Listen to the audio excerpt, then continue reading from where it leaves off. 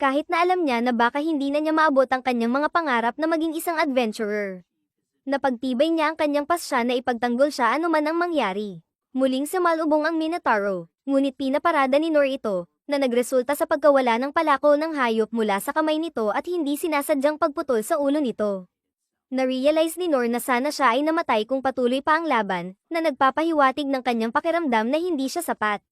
Nagpasalamat sa kanya ang babae sa pagsagip sa kanyang buhay at tinanong ang kanyang pangalan, ngunit mapagpakumbaba niyang sinabi na hindi siya karapat-dapat alalahanin at umalis. Hindi nagtagal, dumating ang mga kabalyero upang iligtas ang babae, habang bumabalik si Nor sa bayan. Pinag-iisipan niya ang katotohanan na halos napatay siya ng isang simpleng hayop at napagtibay niya ang kanyang pasya na mas pag-aralin pa ang kanyang sarili. Isang maikling panahon ang lumipas, dumating ang isang koponan ng paglilinis upang ilipat ang Minotaur kasama ang mga nabagsak na mandirigma na namatay sa labanan. Nararamdaman ni Princess Lindbergh ang isang malalim na damdamin ng personal na pananagutan para sa kanilang mga kamatayan. Sa sandaling iyon, ang kanyang kabalyero ay nagmadali sa kanyang panig, humihingi ng paumanhin dahil hindi siya sumama sa kanya sa dungeon, dahil tungkulin niya ang pangalagaan si Lin. Gayunpaman, ipinapaliwanag ni Lin na hindi niya kasalanan ito. Ito ay nakaplanong isang pangunahing pagsubok para sa karapatan na umakyat sa trono, at hindi magkakaroon ng kahulugan na sumama ang kanyang kabalyero sa kanya. Pagkatapos, ipinaalam ng ibang kabalyero kay Lin na sila ay malapit nang bumalik sa kastilyo dahil si Lord Rain ay nais makipag-usap sa kanya, at alam na niya kung ano ang tungkol dito. Bumalik sa kastilyo, si Lord Rain ay kakalang matapos makipag-usap kay Lin upang maintindihan kung ano ang nangyari, ngunit wala sa mga ito ang nagmamakita sa kanya.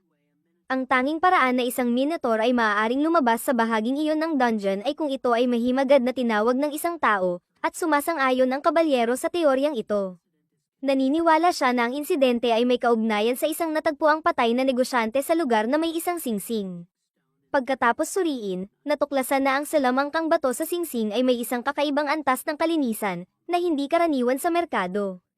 Isang Minotaur ay isang mataas na banta na demonyo. Kaya walang random na mayamang individual ang maaaring bumili ng isang bagay upang kontrolin ito, at ang sagisag sa singsing ay nagmula sa magical na imperyong Doritos.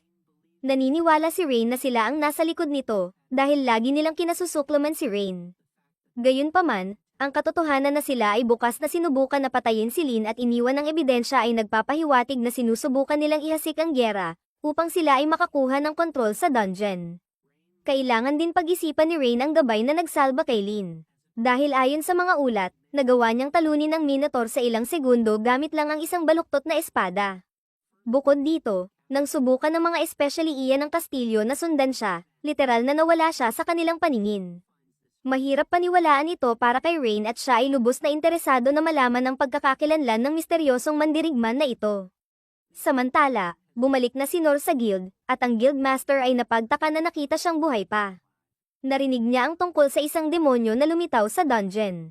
Malapit sa konstruksyon kung saan nagtatrabaho si Nor, at inakalang baka napatay si Nor.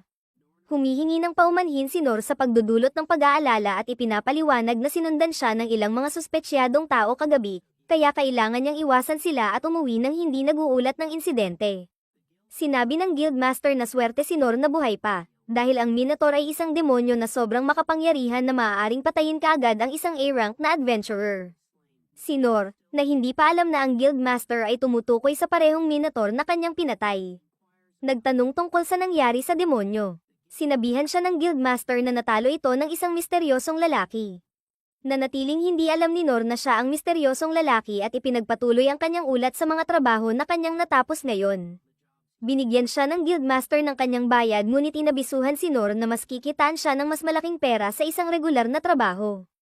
Gayunpaman, wala sa pera ang pakay ni Nor, gusto lang niyang maging isang adventurer.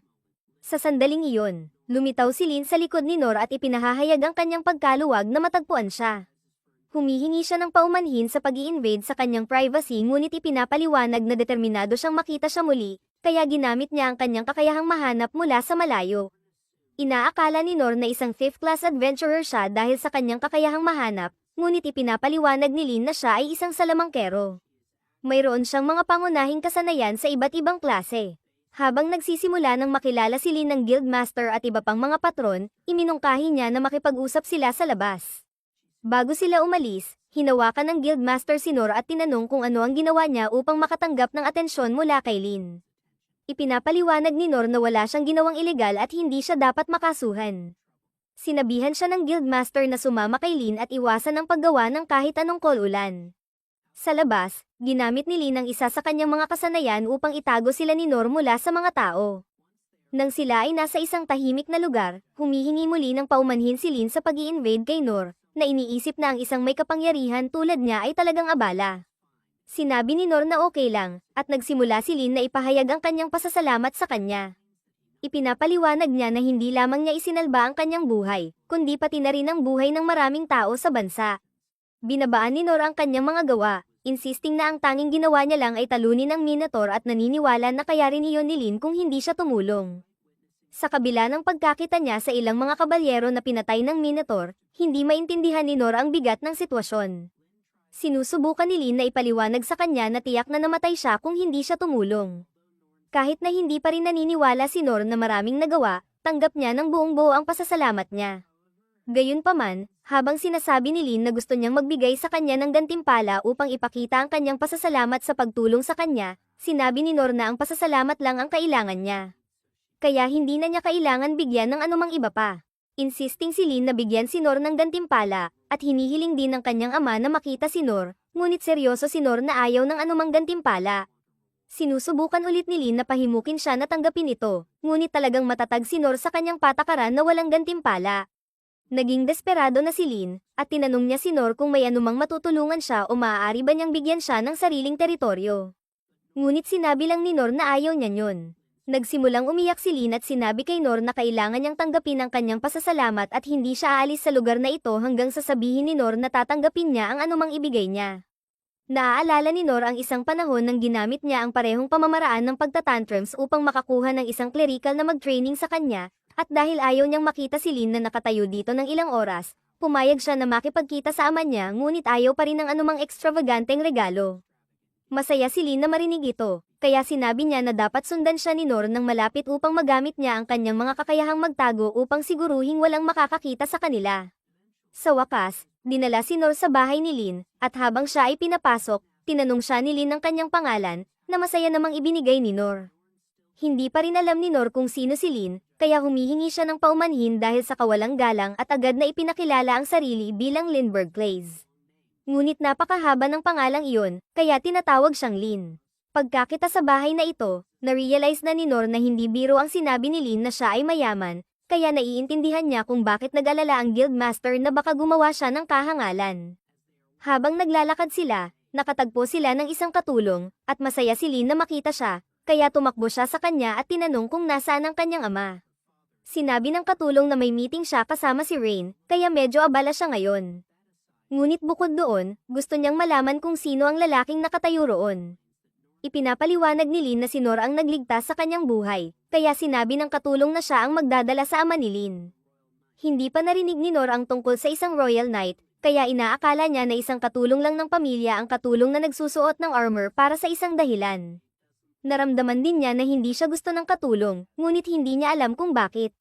Habang naglalakad sila, nakatagpo sila ng isang lalaki na nakahiga sa tabi ng bintana. Pagkakita niya sa kanila, tumayo siya at tinanong kung ano ang ginagawa ng katulong at sino ang di kilalang lalaki. Inatasan ng katulong si Gilbert na ibalik ang kanyang sibat, dahil bisita ni Lin si Nor at hindi magalang na itutok ang sandata sa mga bisita. Na-realize ni Gilbert na si Nor ang nagligtas sa buhay ni Lin, kaya ibinaba niya ang kanyang sandata at hiniling sa kanya na sumama sa kanila sa silid. Ipinapaliwanag na maaaring kailangan ni Lin ng lahat ng tulong na maaari niyang makuha.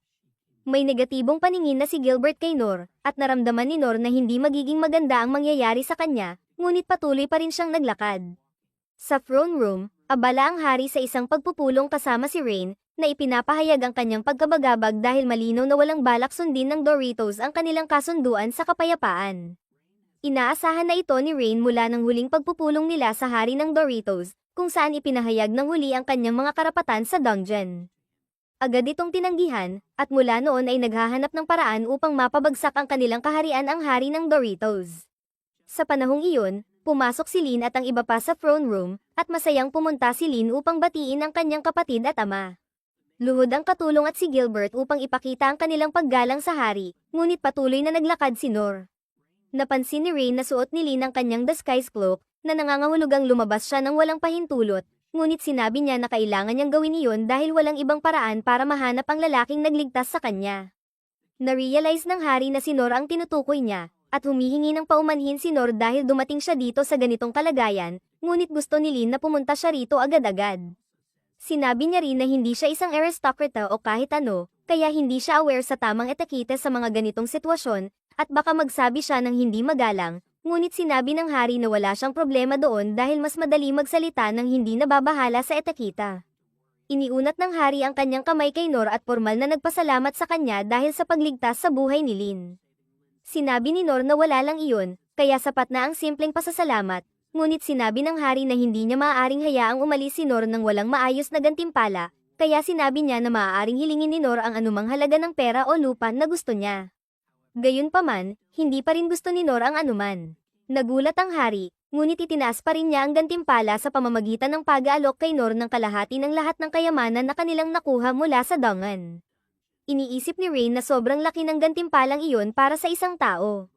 Ngunit hindi pa rin gusto ni Nor. Hindi alam ng hari kung ano pa ang ibigay kay Nor dahil patuloy siyang tumatanggi sa lahat, kaya pumunta siya sa kanyang trono at kinuha ang espada na nakasabit doon bilang regalo para kay Nor. Hindi inaakala ni Rain na magandang ideya ang pagbibigay ng ganitong mahalaga na espada, ngunit sinabi ng hari na okay lang iyon dahil hindi na niya iyon ginagamit at walang makakalam hanggat palitan niya ito ng replika. Ibinigay niya ito kay Nor, at sa sandaling nasa kamay na ni Nor ito. Naramdaman niya kung gaano ito kabigat.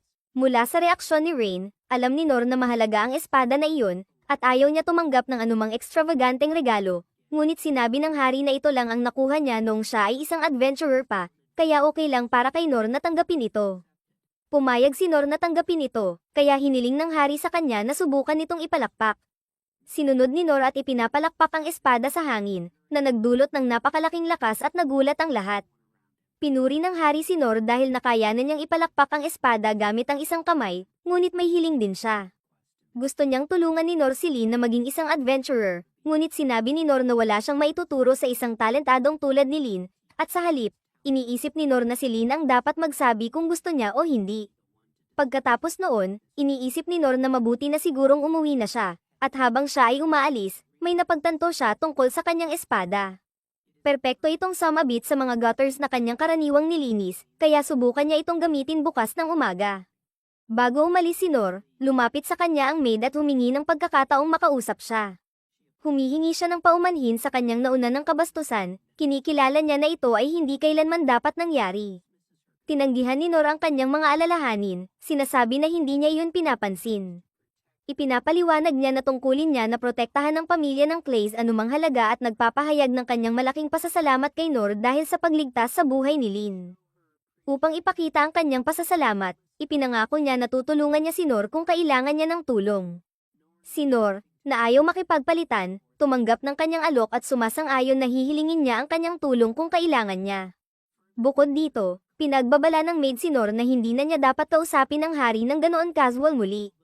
Kahit na pinahintulutan ito ng hari sa ngayon, hindi niya tatanggapin ang ganitong kawalan ng respeto sa hinaharap.